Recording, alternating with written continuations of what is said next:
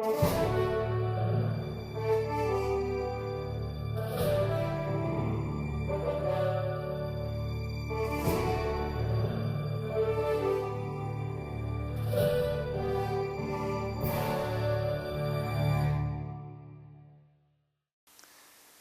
back to Leadership Training Camp. In this lesson, I want to talk about the power of discipline.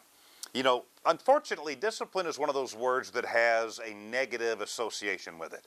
People say, oh, that kid needs discipline, or I'm going to discipline that organization, or I'm going to discipline that person. And that's really unfortunate, because discipline is just what flat out gets things done. I mean, if you have your goals written here, and this is where your goals actually are when you're finished, discipline is the bridge that gets you there. It bridges the gap between where you're at and where you're going to go. And people say, yeah, but discipline is kind of a drag. You know, it puts me in a box and it limits me. And that couldn't be more untrue. You've got to get the right idea about discipline. Discipline doesn't limit you. Discipline liberates you. It doesn't give you fewer options. At the end of the day, it gives you more options.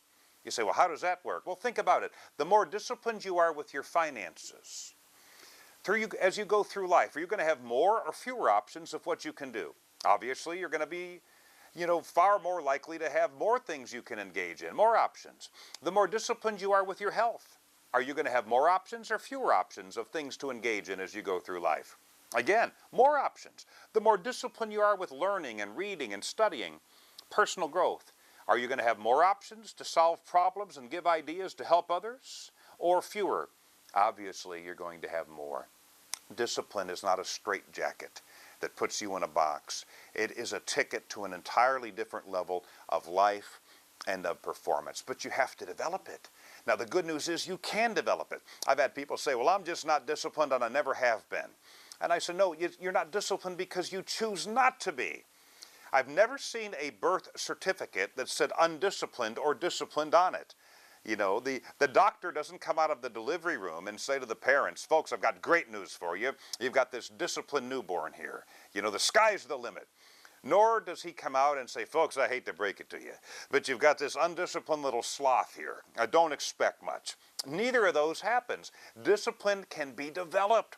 Now, first, you have to get very clear about what you want. You see, discipline without direction is drudgery. If you're spread a mile wide and an inch deep chasing too many things at the same time, you don't have the energy or the discipline to get any of them. So the first step to becoming more disciplined is to narrow your focus on the things that matter most, and then bring that down to a daily basis. What's it going to take every day to get there? And then you're also going to have to decide, what am I going to give up to go up? What have I got to give up so I can get what I really want? And that's really what discipline is. It sometimes boils down to giving up what you want now for what you want most.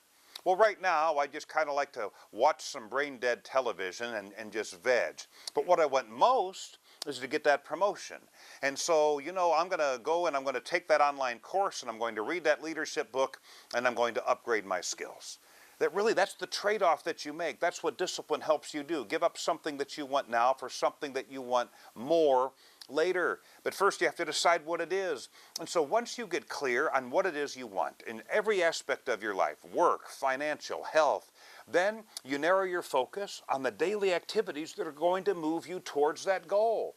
It's not extraordinary, it's not fancy. Usually it's just a handful of basic things. But as you develop the discipline to execute those things every single day, you start to move towards what matters most. And then, of course, there are sacrifices that you have to make. You will have to give up some old habits. You may have to give up some unhealthy associations, people that have held you back, people that aren't moving you towards your goals. There are things you have to give up in order to go up.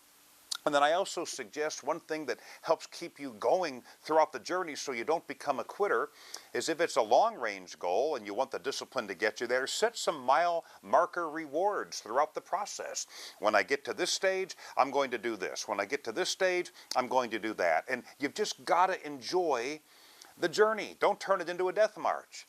Discipline will get you to places you never thought possible, but it is your responsibility.